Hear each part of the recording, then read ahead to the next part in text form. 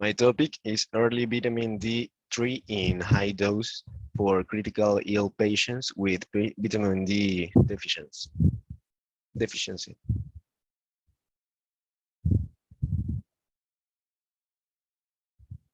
Definition. Vitamin D has its origin in the hydrocholesterol produced by ultraviolet B radiation after passing temporarily through previtamin D31, and vitamin D3 can be synthesized in the human epidermis or ingested with only fish, fortified, fortified fish, or supplements.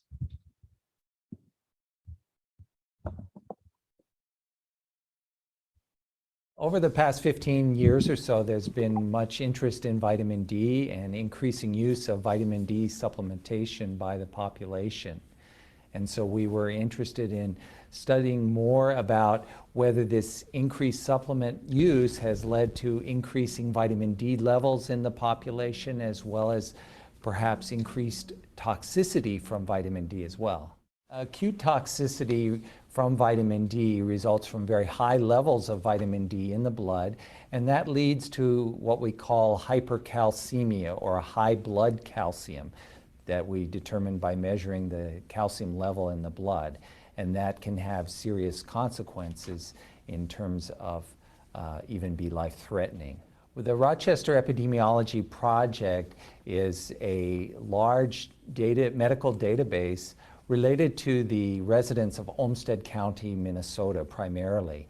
And it follows those residents of Olmsted County over more than 40 years in terms of having their medical records that are all linked, and subjects who are part of the Olmsted residents in Olmsted County who've given consent to use their medical records data for the purposes of research are included in this study, and it includes over 95% of the population. So the unique features about that are that it provides an opportunity to study the rates of occurrence of various diseases over time in a particular population.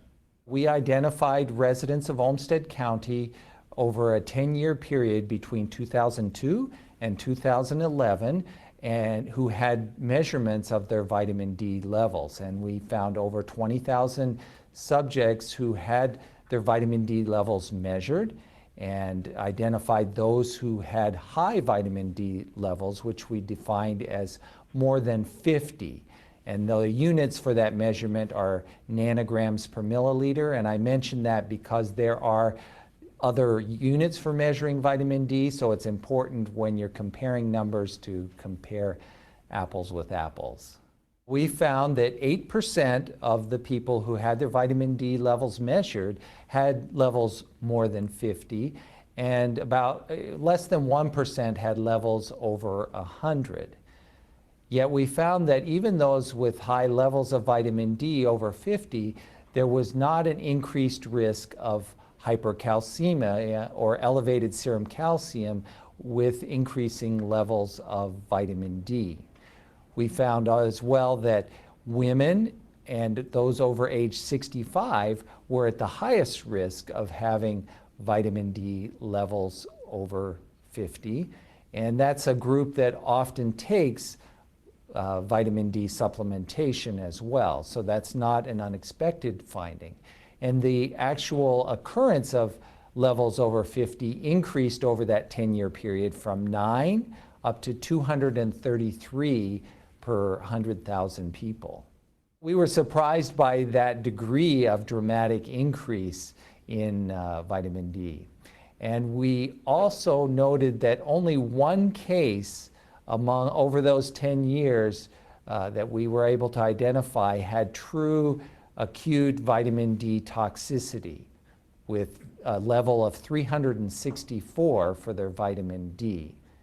And that person had been taking vitamin D supplements of 50,000 units every day for more than 3 months, along with calcium supplementation as well, which would make that hypercalcemia or elevated blood calcium even worse. I think several things would be important to take home from this. One is that acute toxicity from vitamin D supplementation is very rare, and it is fairly safe to take in the short term. However, there is not enough information about the long-term effects of having vitamin D levels over 50.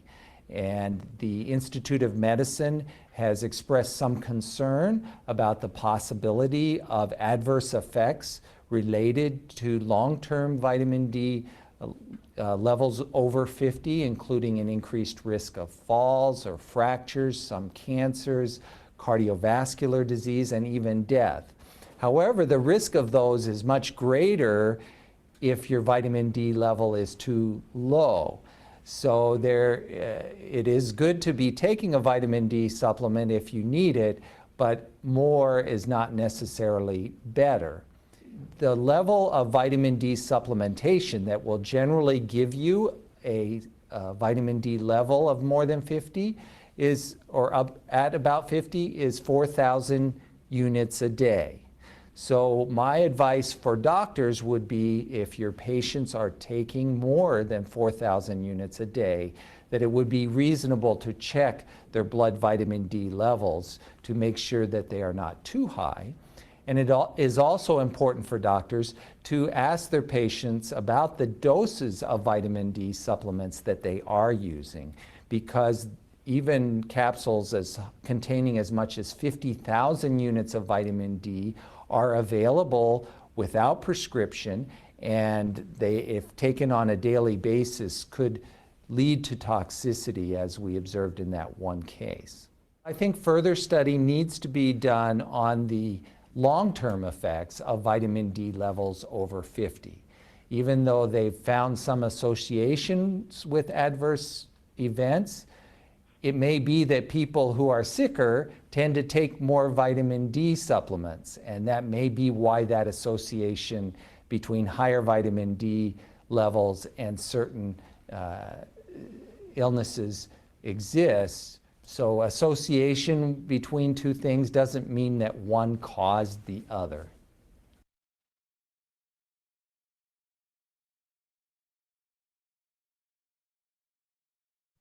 Vitamin D is a fat-soluble vitamin that has pleiotropic effects on immunity, mucosal and endothelial function, and glucose and calcium metabolism.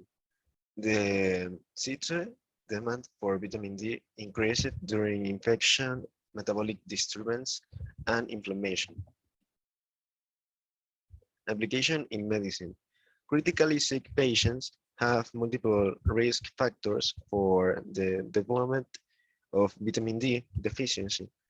Among them are the prolonged stay in the intensive care until, lack of sun exposure, poor nutritional status. Vitamin D is used together with calcium to prevent and treat bone diseases, such as rickets, osteomalacia, and osteoporosis. Pros and cons. Pros. Lack or deficiency of vitamin D can lead to a loss of bone density, which can lead to osteoporosis and fractures and broken bones. Severe vitamin D deficiency can also lead to other diseases. In children, it can cause rickets. Due to this, vitamin D should be administered when there are patients with a deficiency of this vitamin. Someone that could really benefit from it. We want to talk about how to increase the absorption of vitamin D. It's not just a matter of just taking more vitamin D or just getting a little sun, and there's other things that you can do to increase the absorption, because vitamin D can greatly help with inflammation, with your mood, with insomnia, with sleep apnea, okay, and autoimmune type of conditions and skin issues. Now, one really simple thing you could do is press on your breastbone, this bone right here, the sternum, and see if there's any tenderness in there. There shouldn't be any tenderness in that bone, okay? And then you can press on your shin, which is in the front part of your lower leg. And if there's pain, like bone pain, that could be a vitamin D deficiency. One really interesting thing I used to do in my clinic is I would have people test for that and then have them take some vitamin D3 and wait for 30 minutes. That pain is just gone, completely gone. So you might want to try that. It's just a real simple way to see if you have a pretty good vitamin D deficiency, because one of the big symptoms is bone pain. Not just necessarily hip pain, but when you press on the bone, it hurts. So vitamin D is an anti-inflammatory. First thing is, are you getting enough sun? Get outside, expose your body more to the sun. If you have a mutation or a genetic issue, which a lot of people have and they don't know it, there's some testing that you can get done on that. You just need to take more vitamin D to create the effect, because the vitamin D receptor is blocked, and so the vitamin D doesn't absorb that well. But you can overcome that with higher amounts. I did create a video to talk about, if you're taking high dosages of vitamin D, what other things you must do to prevent other problems, like with hypercalcemia, higher calcium in the blood. There's a whole series of things you can do. I created a video on that. I'll put a link down below. But it might be a good thing to watch that, just because you want to take vitamin K2. You may not want to take calcium like dairy when you're taking the vitamin D, because we don't want to increase more calcium in the blood if we're doing this type of therapy. But zinc helps the absorption of vitamin D. Vitamin A is really important in vitamin D. And this is why cod liver is so important, because cod liver has a nice balance, 50-50 of vitamin A and vitamin D, with omega-3, which also helps you absorb vitamin D. So cod liver oil has vitamin D, vitamin A, the two versions of omega-3, DHA and EPA. So it's really, they all work together. Magnesium helps you in the absorption of vitamin D.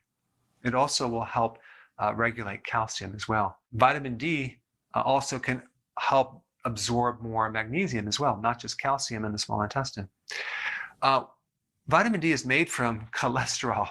So if you go on a low cholesterol diet or a low fat diet, you could starve off the raw material to make vitamin D, or even give you vitamin D. So the cholesterol is in your skin, and your body then can convert it from the sun. So we don't want to lower cholesterol. And by the way, there's certain drugs that actually block vitamin D, and statin would be one of them, because statin blocks cholesterol. So your vitamin D levels plummet. Well, guess what you're going to get? Inflammation and pain. One of the big side effects from statin is muscle pain, probably because also you're starving off the cholesterol to make steroid hormones too, and the muscles kind of go downhill. When you take vitamin D, you should take it while you're eating some fat, because it'll be absorbed a little bit better, because it's a fat soluble vitamin. If you lower your stress, you'll increase the absorption of vitamin D, because high stress blocks vitamin D. Probiotics are important because they help to recycle the bile that's stored in the gallbladder.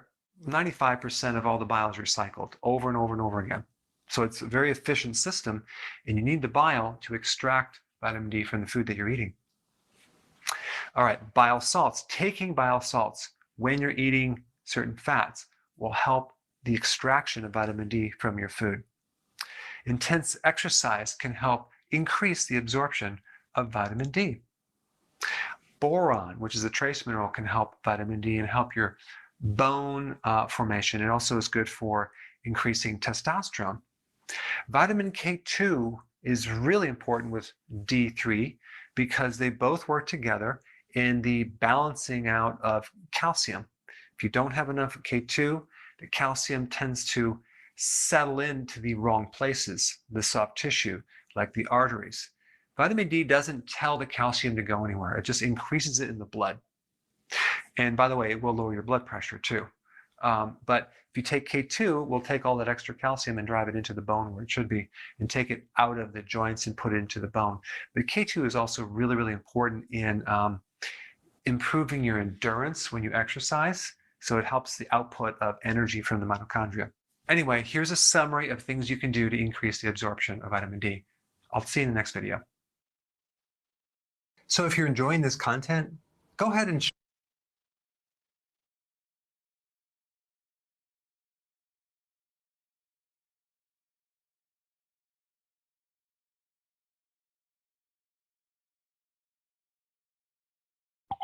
Cons.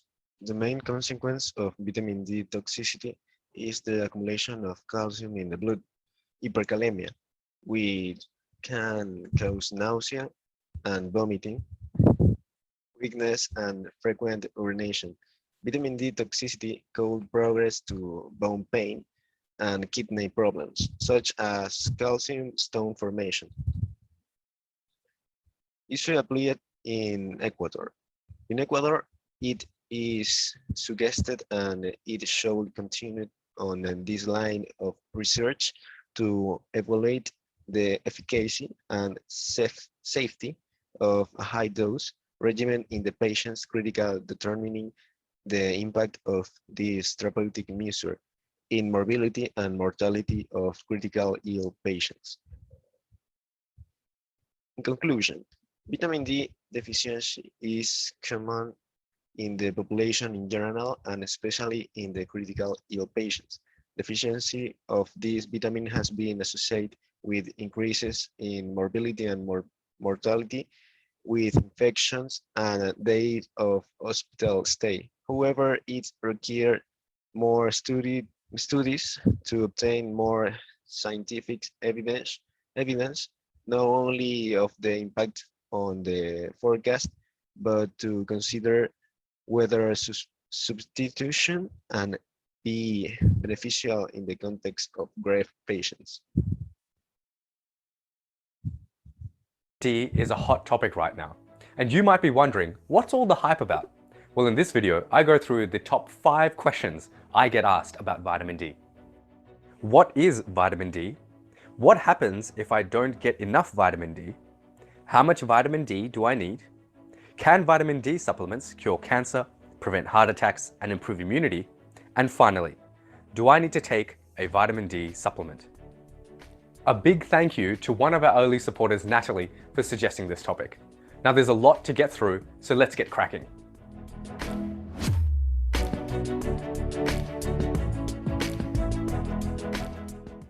Vitamin D isn't just one thing, it's actually a collection of molecules. Vitamin D made in our skin or absorbed from food starts off as inactive vitamin D. It then travels to the liver, where it is packaged into the circulating form of vitamin D. This is what doctors measure when they order a vitamin D blood test. Finally, the circulating vitamin D is unpacked in the kidney to form active vitamin D, which is more than 100 times more potent than circulating vitamin D. The most well understood effect of vitamin D is on the bones. It helps absorb minerals such as calcium, phosphorus, and magnesium to help maintain strong bones. Vitamin D also helps the body break down old, worn-out bone and build new bone in its place. The major source of vitamin D is direct sunlight. When sunlight reaches us on Earth's surface, it contains 2 types of UV light, UVA and UVB. UVB light from the sun interacts with a type of cholesterol in the skin to make vitamin D. An important point here is that glass lets UVA pass through, but blocks UVB. This means that sunbaking behind your office window or in your car won't help you make vitamin D, but the UVA will still accelerate skin aging and can increase the risk of skin cancer. Some foods do contain vitamin D. The top 3 natural food sources are oily fish like salmon and tuna, beef liver, and egg yolk. If your mum used to give you cod liver oil, it was because it is the richest concentrated form of food vitamin D.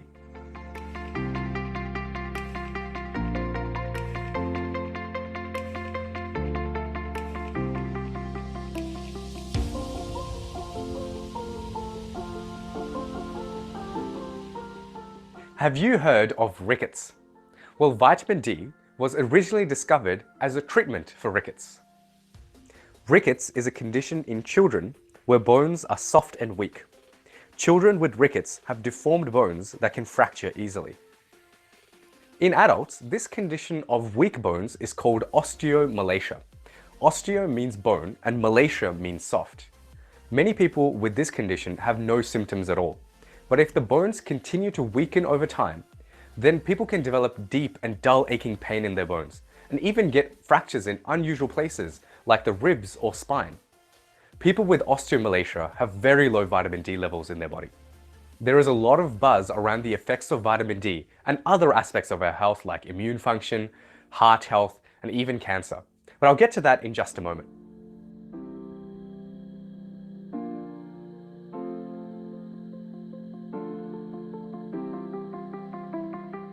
Our skin is a vitamin D making machine. Now there are two things that influence the amount of vitamin D that our body is able to make. The first is our skin type, and the second is the amount of UV exposure. I looked at Fitzpatrick skin types and changes in the amount of UV exposure around the world in my previous video. I'll leave a link in the description below if you haven't seen that one yet. Exposure to UV light is a balancing act. Too little and you risk becoming vitamin D deficient.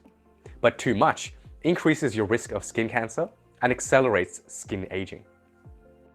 It is really tricky to give specific recommendations on the amount of sunlight that each person needs.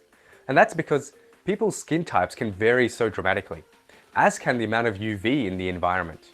But overall, you don't need that much sunlight to get enough vitamin D. Here is a quick formula that you can use as a guide. Just remember, this guide is most applicable for people with fair skin, which means Fitzpatrick skin types 2 to 3. First, find out the maximum UV index in your city. The magic number is 3. If the maximum UV index is less than 3, then about half an hour in the sun is recommended and you don't need to use sun protection. If the maximum UV index is 3 or more, people with fair skin can produce enough vitamin D very quickly. Just 5 to 10 minutes of sunlight is enough for adults, children, and infants. There is a relatively high risk of getting sunburnt, so you should use sun protection if you plan to spend more than a few minutes outside. Now remember, these guidelines are for people with fair skin. People with darker skin tend to be more UV resilient.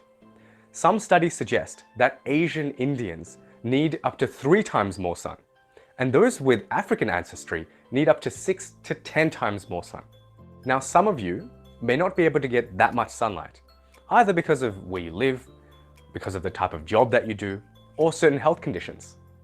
Assuming that you get practically no sunlight, then for adults, the recommended amount of vitamin D from your diet is 600 international units per day. Vitamin D supplements can vary in their dose, but the most common ones available from the pharmacy usually contain 1,000 international units per capsule.